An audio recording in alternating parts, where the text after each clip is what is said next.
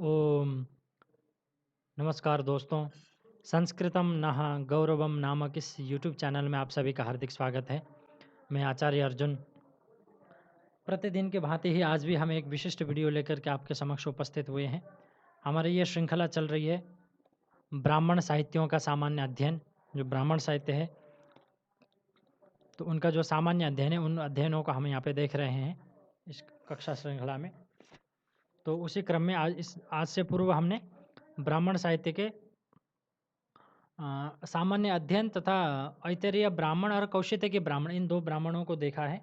और आपने यदि उन वीडियो को नहीं देखा है तो आप जा कर के चैनल में देख सकते हैं उस वीडियो को।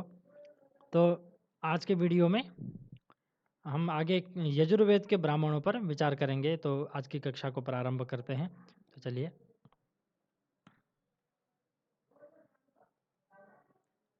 हाँ, शतपथ ब्राह्मण शुक्ल यजुर्वेद माध्यन्दिनी शाखा।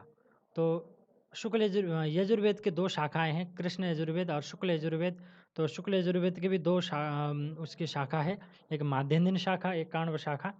तो माध्यन्दिनी शाखा का जो ब्राह्मण है शतपथ ब्राह्मण, उस ब्राह्मण पर अब हम विचार करेंगे।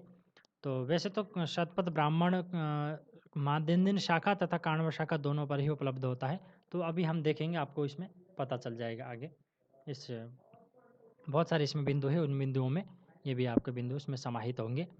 तो कहते हैं कि शतपथ ब्राह्मण शुक्ल यजुर्वेद का ब्राह्मण ग्रंथ है। तो शतपथ ब्राह्मण शुक्ल यजुर्वेद का ब्राह्मण ग्रंथ है। शतपथ ब्राह्मण शुक्ल यजुर्वेद के दोनों ही शाखा माध्यन्दिन तथा काण्व पर उपलब्ध होता है। मतलब शतपथ ब्राह्मण दोनों ही शाखा पर उपलब्ध होता है। माध्यन्दिन शाखा और काण्व शाखा दो शाखाएं उपलब्ध होती हैं शतपथ ब्राह्मण शुक्ल यजुर्वेद के। शुक्ल यजुर्वेद के दो शाखाएं हैं, माध्यन्दिन शाखा और काण्व शाखा। उन दोनों ही शाखाओं पर शतपथ ब्राह्मण उपलब्ध होता है। आगे कहते हैं कि शतपथ ब्राह्मण के प्रवक्ता ऋषि, जो शतपथ ब्राह्मण हैं उनके जो प्रवक्ता ऋषि हैं याज्ञवल्क्य हैं। ऋषि याज्ञवल्क्य इसके प्रवक्ता ऋषि हैं। आगे कहते हैं कि माध्यन्दिन शाखा से संबद्ध ब्राह्मण ग्रंथ में, जो माध्यन्दिन शाखा है दो हैं, बताया था कि माध्यन्दिन शाखा और काण्व शाखा। तो काण्व शाखा पर और माध्यन्दिन शाखा दोनों अलग अलग ब्राह्मण ग्रंथ हैं। वैसे तो विषय के दृष्टि से ज़्यादा उन दोनों में फ़र्क नहीं है, पर फिर भी अलग अलग इनमें ब्राह्मण ग्रंथों का विकास हुआ है। तो उसमें जो माध्यन्दिन शाखा का जो ब्राह्मण ग्रंथ है उसके बारे में कहते हैं कि माध्यन्दिन शाखा से संबद्ध ब्राह्मण में 14 कांड है, 100 अध्याय हैं, 438 ब्राह्मण हैं और 7624 कंडिकाएं हैं। तो ये आपको स्मरण रखना है कि 14 कांड है, जो कि माध्यन्दिन शाखा से संबद्ध जो ब्राह्मण ग्रंथ है उसमें 14 कांड हैं और केवल 100 अध्याय हैं। शतपथ, तो 100 अध्याय होने के कारण इसका नाम शतपथ पड़ा है। आगे इसके विषय में भी विचार करेंगे आगे। कहते हैं कि माध्यन्दिन शाखा से संबद्ध जो ब्राह्मण है उसमें 14 कांड और 100 अध्याय, 438 ब्राह्मण हैं। एक विभाग है ब्राह्मण के रूप में। तो ब्राह्मण 438 ब्राह्मण है और उसके अंदर 7624 कंडिकाएं हैं। तो आपको ये संख्याएं याद रखनी है। इन्हीं संख्याओं से आपसे पेपर में प्रश्न पूछे जा सकते हैं। इसलिए आपको ये याद रखना है कि शतपथ ब्राह्मण में, जो कि माध्यन्दिन शाखा से संबद्ध जो शतपथ ब्राह्मण है उसमें 14 कांड हैं, 100 अध्याय हैं, 438 ब्राह्मण हैं, 7624 कंडिकाएं हैं। उसी प्रकार से काण्व शाखा से संबद्ध ब्राह्मण में, जो काण्व शाखा है, यह शुक्ल यजुर्वेद के जो द्वितीय शाखा जो काण्व है उसी से संबद्ध जो ब्राह्मण है उसमें 17 कांड, उसमें माध्यन्दिन शाखा में 14 कांड थे और इसमें 17 कांड हैं।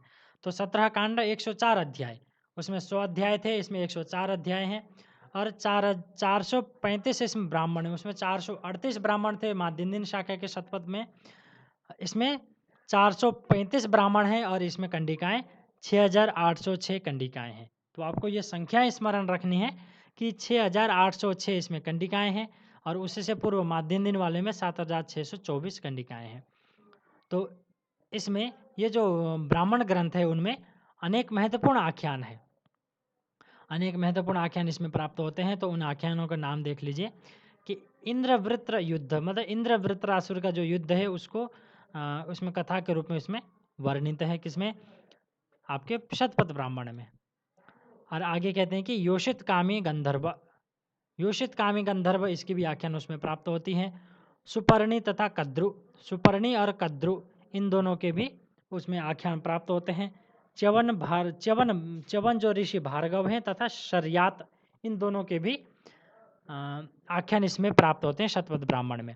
आगे कहते हैं शर्यात मानव, हाँ तो च्यवन भार्गव तथा शर्यात मानव इसके आख्यान भी आपको प्राप्त होते हैं। आगे कहते हैं कि स्वर भानु के स्थान पर स्वर भानु करना चाहिए, तो स्वर भानु असुर तथा सूर्य इन दोनों का भी इसमें आख्यान प्राप्त होता है। कथा का आख्यान का तात्पर्य कथा के रूप में हमारे जो संस्कृत साहित्य में, हमारे वैदिक साहित्य में कथा के रूप में अनेक बातों को समझाने का एक विशेष प्रथा है, तो उसी के अनुसार ये सब इसमें कथा के रूप में उनमें समझाए हुए हैं। तो बहुत सारे ऐसे ग्रंथ हैं जिसमें कि कथा के रूप में व्यक्ति को समझाया जाता है, तो वो शीघ्र बोधगम्य होता है, इसलिए उसको कथा के रूप में परिणत कर दिया जाता है। जैसे पंचतंत्र की जो कथा है वो सब पशुओं को लेकर के कथाएं कही गई हैं, तो वे सब शीघ्र बोधगम्य होती हैं, इसलिए कथा के रूप में बोल दिया जाता है। तो ये भी उसी प्रकार की कथा है, कथा के द्वारा विषय को स्पष्ट करने का प्रयत्न किया जाता है। तो वही है ये कि स्वर भानु असुर तथा सूर्य की इसमें आख्यान है। उसी प्रकार वेन्य, एक वेन्य की भी आख्यान है। उसी प्रकार से असुर, नमुची एवं इंद्र, नमुची जो असुर हैं और इंद्र के जो आख्यान है वो भी इसमें प्राप्त होता है। और पुरुरवा उर्वशी, ये बहुत महत्वपूर्ण आख्यान है पुरुरवा उर्वशी, जो कि जिसके आधार पर महाकवि कालिदास ने एक नाट्य ग्रंथ लिखा है, इसी को आधार बना करके। तो कालिदास ने इसके ऊपर एक नाट्य ग्रंथ लिखा, उसका नाम है विक्रमोर्वशीयम। इसी आख्यान को उपजीव्य बना करके उन्होंने इस नाटक का रचना की है। तो यह जो पुरुरवा उर्वशी जो आख्यान है ये भी शतपथ ब्राह्मण में प्राप्त होता है। उसी प्रकार से केशिन जो राजन्य हुए हैं, राजा हुए हैं, उनके भी इसमें आख्यान प्राप्त होते हैं। मनु एवं श्रद्धा इनके भी आख्यान उसमें प्राप्त होती हैं, तथा जल प्लावन के भी आख्यान इसमें प्राप्त होती है, जो कि मनु के द्वारा उसमें से लोगों को उद्धार किया जाता है कुछ चीज़ों का, तो उसकी आख्यान भी इसमें प्राप्त होता है। तो अनेक इसमें शाखाएं, तो आपको ये आख्यान इसमें प्राप्त होते हैं। इन आख्यानों का आप नाम याद रख सकते हैं, तो कई बार आपके परीक्षा में पूछे जा सकते हैं। तो इन आख्यानों के नाम दोबारा मैं एक बार नामोच्चार कर देता हूँ। इंद्र वृत्र युद्ध, योषित कामी गंधर्व, सुपर्णी तथा कद्रु, च्यवन भार्गव तथा शर्यात मानव, स्वर भानु असुर तथा सूर्य, वेन्य, असुर नमुचि एवं इंद्र, पुरुरव उर्वशी, केशिन राजन्य, मनु एवं श्रद्धा तथा जल प्लावन की इसमें आख्यान प्राप्त होती हैं। तो इसमें आगे कहते हैं कि 100 अध्याय के कारण, इसमें 100 अध्याय होने के कारण इस ब्राह्मण का नाम शतपथ पड़ा है, ऐसी मान्यता है। शतम पंथानो यत्र शतपथ तत्तुल्य ग्रंथः शतपथः। तो जिसमें शत है पंथा, जिसमें उसको बोलते हैं शतपथ, जहाँ पर 100 मार्ग हैं उसको बोलेंगे शतपथ। उसी प्रकार से 100 अध्याय होने के कारण इस ग्रंथ का नाम भी शतपथ पड़ा है। तो इस प्रकार की मान्यता है।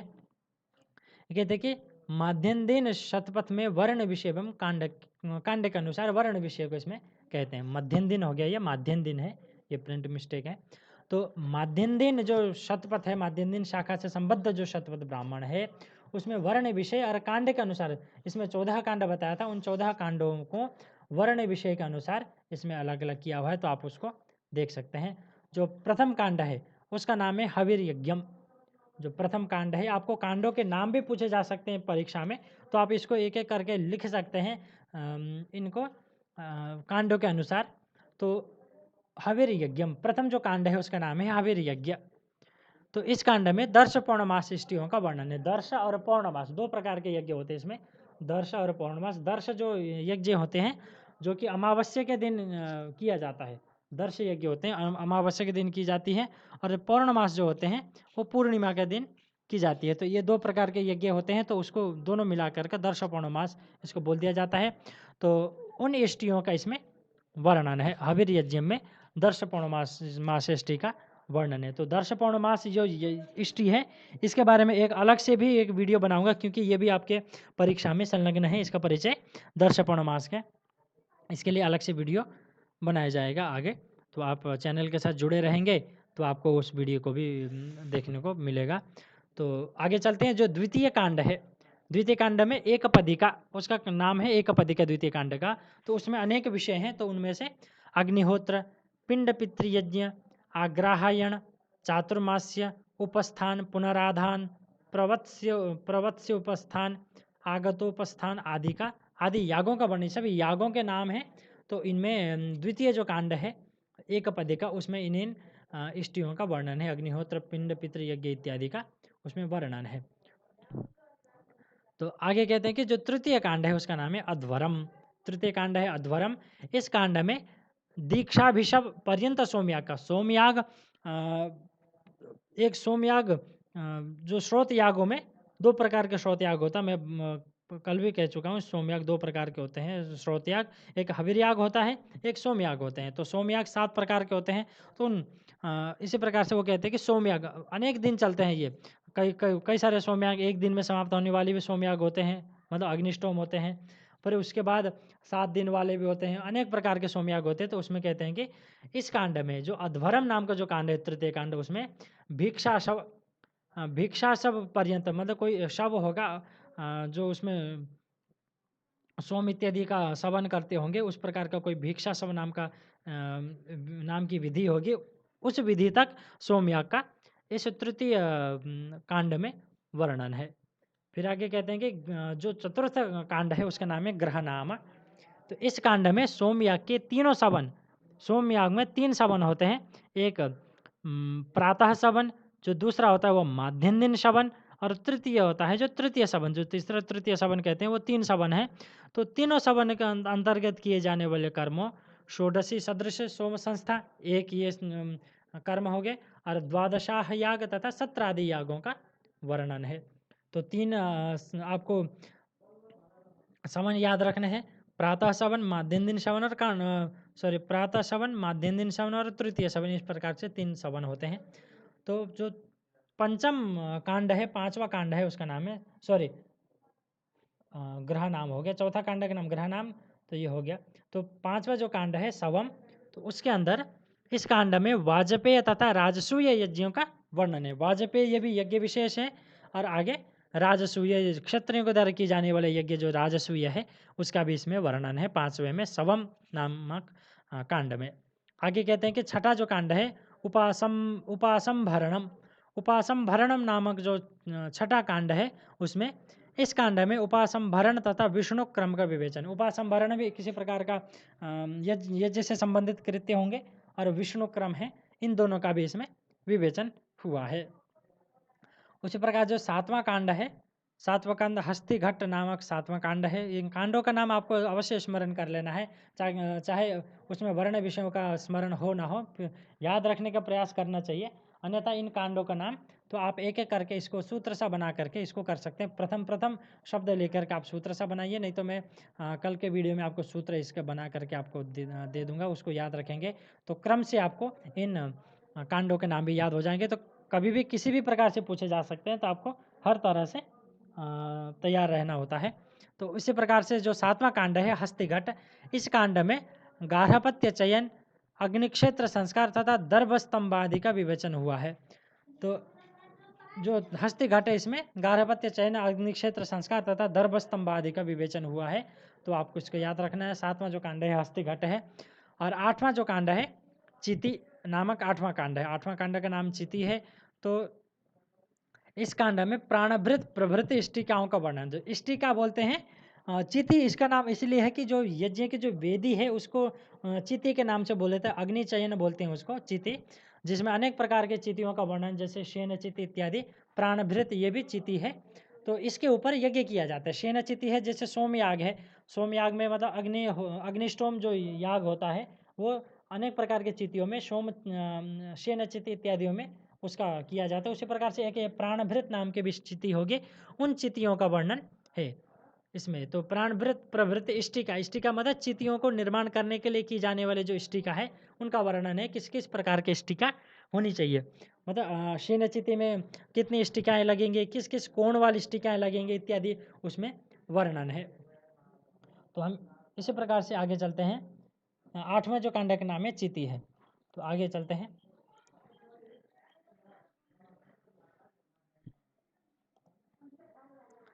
तो 9वीं जो चिति है उसका नाम है संचिति। 8वां का नाम चिति है और 9वें का नाम संचिति है। तो इस कांड में धिषण चयन पुनश्चिति ही तथा चित्युपस्थान का निरूपण है। ये भी चिति से संबंधित ही है, संचिति का ये चिति संबंधित है। ये जो यज्ञ का अग्निचयन बोलते हैं जिसको चिति है, तो वही इसमें भी वर्णन है। तो आपको याद रखना 9वें 10वें जो 8वें 9वें कांड का नाम चिति और संचिति है। और 10वां जो कांड है अग्नि रहस्य, अग्नि रहस्य 10वें कांड का नाम है।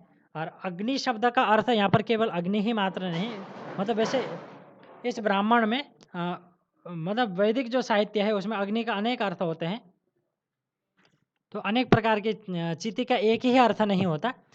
तो उसका अग्नि भी अर्थ होता है, अग्नि का हवन कुंड भी अर्थ होता है। जितने भी अच्छे कर्म होते हैं उनको भी यज्ञ, अरे यज्ञ को अग्नि के रूप में भी बोला जाता है। तो इस प्रकार से अनेक अर्थ होते हैं। तो अग्नि रहस्य के तात्पर्य यहाँ पे सीधा सीधा अग्नि का ही नहीं लेना चाहिए, अनेक अर्थ हो सकते हैं इसके। अग्नि मतलब चिति रहस्य भी इसको कह सकते हैं। तो इस कांड में चिति संपत्ति, चिति क्योंकि चिति से संबंधित ही चल रहा है 3 कांडों में, तो इसी प्रकार से ये अग्नि का अर्थ यहाँ पे चिति को भी लिया जा सकता है। वैसे सामान्य अग्नि भी हो सकती है, जो भौतिक अग्नि है उसको भी बोला जा सकता है। ज्ञान को भी अग्नि बोलते हैं, तो इत्यादि इसके अर्थ हो सकते हैं। तो इस कहते हैं कि इस कांड में चिति संपत्ति, चयन, याग, स्तुति, चित्यग्निवेदी का परिमाण। तो वह चित्यग्निवेदी मतलब जो अग्नि के जो वेदी है जिसको हम चिति बोलते हैं, उसके जो परिमाण है किस किस प्रकार से बनते हैं इत्यादि के इसमें वर्णन है। उसकी संपत्ति, चयन काल, किस समय पर इसका चिति का चयन करना है, चित्तग्नि के छंदों का अवश्य रूप, अवयव रूप, चित्तग्नि जो छंद है उनका अवयव रूप का, यजुष्मति और लोकमप्रीणा आदि इष्टिकाओं की संस्था, मतलब किस प्रकार से लोग यजुष्मति जो इष्टिका है उसको किस प्रकार से रखनी है, और लोकमप्रीणा नामक जो इष्टिका, अनेक जितने भी इष्टिकाएँ होती हैं उन सभी का नाम भी होंगे। तो उन इष्टिकाओं का यजुष्मति जो इष्टिका है उसको किस कोण में रखना है, लोकमप्रीणा नामक जो इष्टिका है किस कोण में रखना है इत्यादि, इन सभी का निरूपण इस 10वें कांड में किया गया है। तो उपनिषद रूप से अग्नि की उपासना, मन की सृष्टि, लोकादि रूप से अग्नि की उपासना, अग्नि की सर्वतोमुखता तथा संप्रदाय प्रवर्तक ऋषिवंश प्रवृत्ति के विवेचन हुआ। तो वो काफ़ी अनेक विषयों का विवेचन हुआ है इसमें अग्नि रहस्य में। तो आप इसको याद रख सकते हैं। अग्नि रहस्य जो 10वां कांड का नाम है अग्नि रहस्य। उसी प्रकार से कहते हैं कि 11वां जो कांड है अष्टाध्यायी संग्रह, जो 11वां है अष्टाध्यायी, इसमें 8 अध्याय होंगे इसलिए उसको अष्टाध्यायी के रूप में बोला गया है। तो इस कांड में आधान काल, दर्श पौर्णमास तथा दाक्षायण यज्ञों की अवधि, दाक्षायण यज्ञ, अभ्युदितेष्टि, दर्श पूर्णमासीय द्रव्यों का अर्थवाद, अग्निहोत्रीय अर्थवाद, ब्रह्मचारी के कर्तव्य, मित्र विंदेष्टि, हवि समृद्धि, चातुर्मास्यार्थवाद, पंचमहायज्ञ, स्वाध्याय प्रशंसा, प्रायश्चित, अंशु और अदाभ्यग्रह, आध्यात्म विद्या, पशुबंध प्रशंसा तथा हविर्याग के अवशिष्ट विधानों पर विचार किया गया है। तो इसमें भी काफ़ी क्योंकि 8 अध्याय हैं तो इन्हों में इन विषयों का वर्णन है। इसमें अनेक विषय हैं तो आप इसको याद रख सकते हैं, आप पढ़ेंगे। और इतने याद नहीं होता है तो आप केवल कांडों के नाम भी याद रखें तो काफ़ी इसमें आपको परीक्षा में सहयोगी होगी। परंतु इनमें से भी पूछे जा सकते हैं कई बार, क्योंकि कुछ भी पता नहीं होता, क्योंकि परिचयात्मक अध्ययन है तो आपको उसके अंदर जो वर्ण विषय है उसको भी कभी भी पेपर में पूछे जा सकते हैं। इसलिए आपको इन पे बड़ी ध्यान से इन सब को देखना चाहिए। तो उसी प्रकार से हम चलते हैं। 12वां जो कांड है उसको बोलते हैं मध्यमम, उसको श्रोत्रामणि भी बोलते हैं, मध्यमम या श्रोत्रामणि। इस कांड में सत्रगत दीक्षाक्रम, महाव्रत, मयन सत्र, गवाम अयन सत्र, अग्निहोत्र प्रायश्चित, श्रोत्रामणि याग, मृतकाग्निहोत्र तथा मृतक दाह प्रभृति विषयों का निरूपण। इसमें भी अनेक विषय हैं जो कि दीक्षाओं के क्रम, महाव्रत, जितने भी महाव्रत है, गवाम आनयन सत्र, अग्निहोत्र और प्रायश्चित जितने भी इसमें है, अनेक प्रकार की जो आपसे त्रुटियां होती है उसके लिए प्रायश्चित इत्यादि का भी वर्णन है। श्रोत्रामणि जो याग है उसका भी वर्णन है। और उसी प्रकार से मृतक अग्निहोत्र तथा मृतक अग्निहोत्र किस प्रकार से किया जाता है, मृतकों का दाह किस प्रकार से, अंत्येष्टि संस्कार की बात है ये, मृतक दाह इत्यादि विषयों का भी इसमें वर्णन है। मृतकदाह तात्पर्य अंत्येष्टि यज्ञ, अंत्येष्टि से ही तात्पर्य इसका। उसी प्रकार से जो 13वां जो कांड है उसका नाम है अश्वमेध।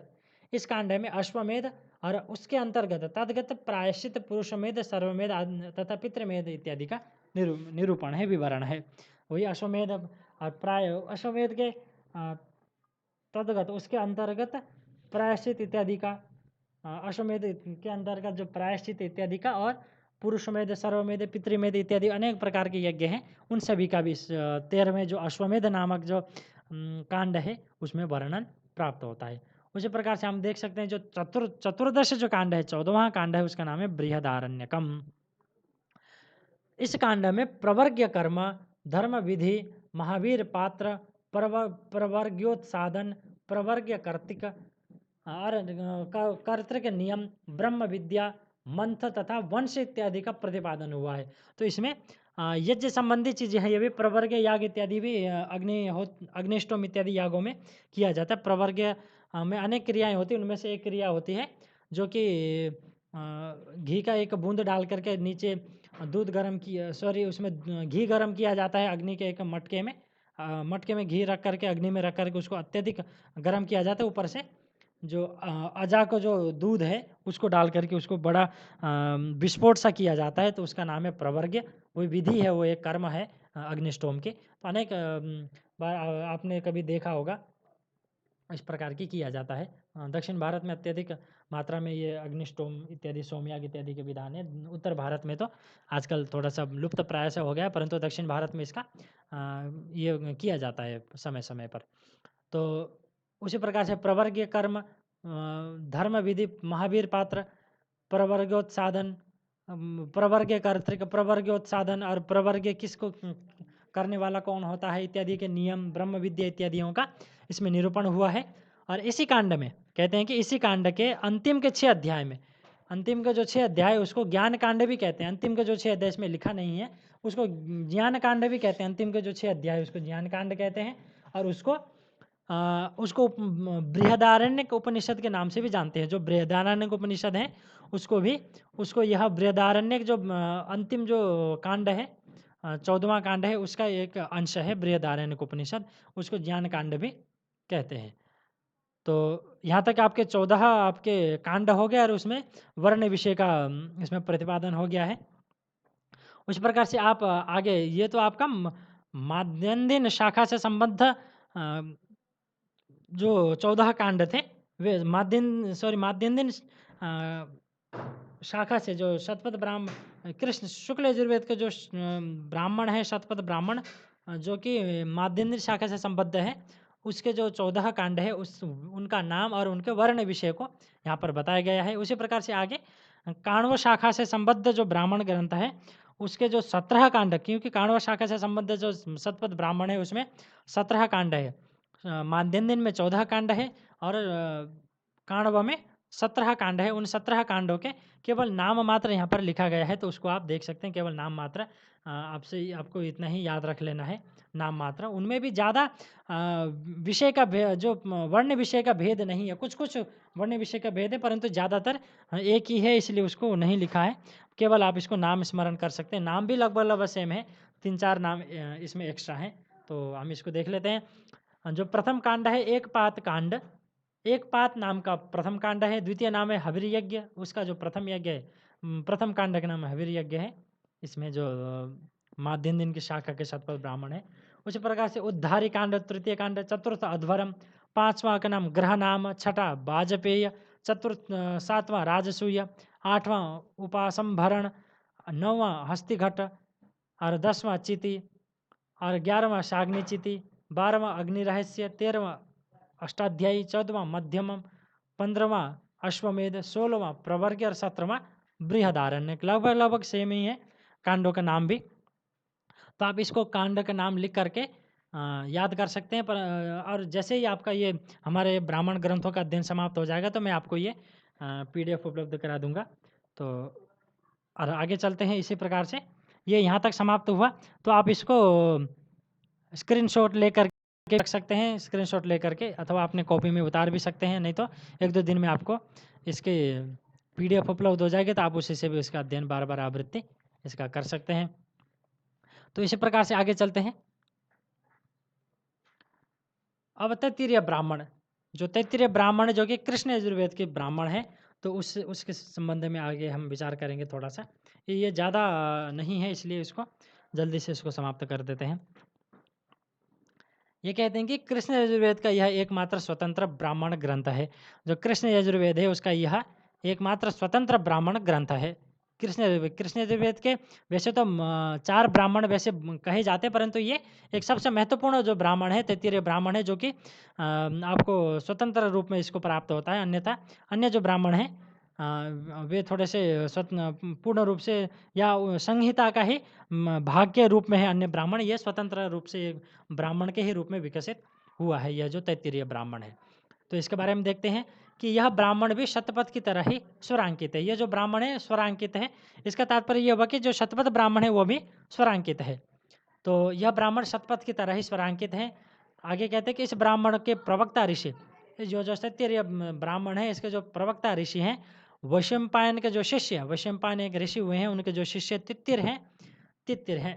इसी कारण से इस ब्राह्मण का नाम तैत्तिरीय पड़ा। मतलब इस ब्राह्मण के प्रवक्ता ऋषि है तित्तिर हैं, इसी कारण से तित्तिर के द्वारा कथित होने के कारण इसका नाम तैत्तिरीय पड़ा है। उनके द्वारा इनके द्वारा कथित होने का, उनके द्वारा रचित होने के कारण सॉरी। तो इस ब्राह्मण का विभाजन 3 कांडों में हुआ है। ये जो ब्राह्मण है तैत्तिरीय ब्राह्मण, इनको 3 कांडों में विभक्त किया गया है। कांडों को फिर अध्याय में विभक्त किया गया है। जो 3 कांड है, 3 कांड के अंदर भी अध्याय हैं। प्रथम द्वितीय कांड में, जो प्रथम और द्वितीय कांड में समान 8-8 अध्याय हैं। प्रथम और द्वितीय जो अध्याय कांड है उनमें 8-8 अध्याय हैं, तथा तृतीय कांड में 12 अध्याय हैं। प्रथम और द्वितीय में 8-8 और तृतीय में 12, तो अर्थात कुल मिलाकर 28 अध्याय हैं। तो तैत्तिरीय ब्राह्मण में कितने अध्याय हैं? 28 अध्याय हैं, 3 कांड हैं। प्रथम द्वितीय में 8-8 अध्याय हैं और तृतीय में 12 अध्याय हैं। उसी प्रकार से कहते हैं कि अध्यायों को भी, जो अध्याय हैं उनको भी आगे अनुवाकों में विभक्त किया गया है। जो अध्याय हैं, पहले कांड है, कांड के अंदर अध्याय है, अध्याय के अंदर अनुवाक है। तो अनुवाकों की जो संख्या है 353 संख्या अनुवाकों की है। जो आपके 12 अध्याय हैं उनमें 353 अनुवाक हैं। जो आगे देखते हैं इसका वर्ण विषय को। प्रथम कांड का जो वर्ण विषय है अग्न्याधान, गवामानय, वाजपेय, सोम नक्षत्र इष्टि, राजसूयादि का वर्णन है। जो प्रथम कांड है उसमें अग्न्याधान, गवामानय, वाजपेय, सोम नक्षत्र इष्टि इत्यादि का और राजसूय इत्यादि का वर्णन है। उसी प्रकार से द्वितीय कांड में अग्निहोत्र, उपासना, सौत्रामणि, बृहस्पति सब और वैश्व सब आदि यागों का वर्णन है। जो द्वितीय कांड है, प्रथम कांड में अग्न्याधान, गवामानयन इत्यादि का, द्वितीय कांड में अग्निहोत्र, उपासना, सौत्रामणि, बृहस्पति सब और वैश्वदेव इत्यादि यागों का वर्णन आपको प्राप्त होता है द्वितीय कांड में। उसी प्रकार से जो तृतीय कांड है उसमें पुरुषमेध यागोपयोगी पशुओं का वर्णन। जो तृतीय कांड है पुरुषमेध में प्रयोग होने वाले जितने भी पशु हैं उनका उसमें वर्णन प्राप्त होता है। और उसी प्रकार से आगे देखते हैं कि इस ब्राह्मण में सामवेद को एक साथ लिखना चाहिए था, अलग अलग हो गया। सामवेद को, इस ब्राह्मण में सामवेद को सर्वश्रेष्ठ बताया गया है। जो सामवेद है उसको सर्वश्रेष्ठ बताया गया है। तो इतना ही है इस ब्राह्मण से संबंधित महत्वपूर्ण बातें। तो आप इसको लिख करके याद कर सकते हैं अच्छी प्रकार से। इसमें जो इम्पोर्टेंट जो विषय है आपको इनका जो विभाजन है, 3 कांडों में इसका विभाजन है और कांडों के अंदर अध्याय हैं, अध्यायों का नाम संख्या पूछ सकते हैं और इनके अंदर जो वर्ण विषय वे भी पूछे जा सकते हैं, है ना। और किस कांड में कौन सा विषय को बताया गया है ये भी पूछ सकते हैं। और जो प्रवक्ता ऋषि है इसको भी आपको याद रखना है। तो और अनुवाकों की संख्या भी याद रखनी है। तो इत्यादि इसका सामान्य अध्ययन है। उसी प्रकार से आगे देखते हैं मैत्रेयणी ब्राह्मण। मैत्रेयणी ब्राह्मण भी कृष्ण यजुर्वेद से संबंधित ही ब्राह्मण है। ये एक स्वतंत्र ब्राह्मण तो नहीं है, ये इसके बारे में कुछ ज़्यादा महत्वपूर्ण तो नहीं है ये, फिर भी इसको थोड़ा सा इसके बारे में है। 3 इसके पॉइंट इसमें लिखे हुए हैं, तो इसको आप याद रख सकते हैं। थोड़ा सा है, ज़्यादा नहीं है। यह वस्तुतः मैत्रेयणी संहिता का ही चतुर्थ अध्याय है। ये जो मैत्रेयणी ब्राह्मण है, ये मैत्रेयणी संहिता, कृष्ण यजुर्वेद के 4 संहिताएं हैं, तैत्तिरीय संहिता, मैत्रेयणी संहिता, कठ संहिता और कापिष्ठल संहिता, ये 4 संहिताएँ हैं। उनमें से जो मैत्रायणी संहिता है, उसी की ही ये चतुर्थ अध्याय है। उसमें अध्याय है, उनमें से जो चतुर्थ अध्याय है, वही मैत्रायणी ब्राह्मण के रूप में इसमें प्रसिद्ध है, मतलब विकसित हुआ है। तो उसी प्रकार से कह सकते हैं यह ब्राह्मण 3 अध्यायों में विभक्त है। ये जो ब्राह्मण है 3 अध्यायों में विभक्त है और इस ब्राह्मण के पर्वतोपाख्यान महत्वपूर्ण है। तो आपसे ये पूछे जा सकते हैं पर्वतोपाख्यान किस ब्राह्मण ग्रंथ में उपलब्ध होता है या किस ब्राह्मण ग्रंथ में है। इस प्रकार से आपको प्रश्न पूछे जा सकते हैं या ऐसे पूछे जा सकते हैं इनमें से मैत्रेयणी ब्राह्मण में कथित उपाख्यान कौन सा है। तो आपको ये याद रखना है पर्वतोपाख्यान मैत्रेयणी ब्राह्मण में आता है। तो इस प्रकार से ये 3 ही पॉइंट इसके हैं, तो बाकी इसके महत्वपूर्ण इतना ज़्यादा नहीं है, तो इसलिए इसको आगे नहीं लिखा है। तो जितना इसको है उतना आप इसको याद रख सकते हैं। और बाकी जो ब्राह्मण है तैत्तिरीय ब्राह्मण, इनमें से बहुत महत्वपूर्ण है ये ब्राह्मण। इनमें से अब आपको बार बार प्रश्न पूछे जा सकते हैं, पूछे जाते हैं और आगे भी पूछे जाएंगे। तो आपको इनके जो विभाजन क्रम है शतपथ ब्राह्मण के भी, इनके भी, और ऐतरेय ब्राह्मण, जो भी जितने भी ब्राह्मण हैं इन सभी के विभाजन क्रम को और उनमें जो वर्ण विषय को तो अवश्य आपको याद रखना चाहिए। और जो शतपथ ब्राह्मण है उसमें कांडों के नाम भी आपको अवश्य स्मरण करना चाहिए, ताकि आपको पेपर में किसी प्रकार की समस्या न हो। और अंतिम में जैसे ये ब्राह्मण ग्रंथों का अध्ययन समाप्त होएगा हमारा, तो उसके बाद मैं ये PDF आपको उपलब्ध करा दूंगा। तब तक के लिए आप सभी आप अपने घर में सुरक्षित रहिए और आप सभी का बहुत बहुत धन्यवाद। ओम शांति शांति शांति।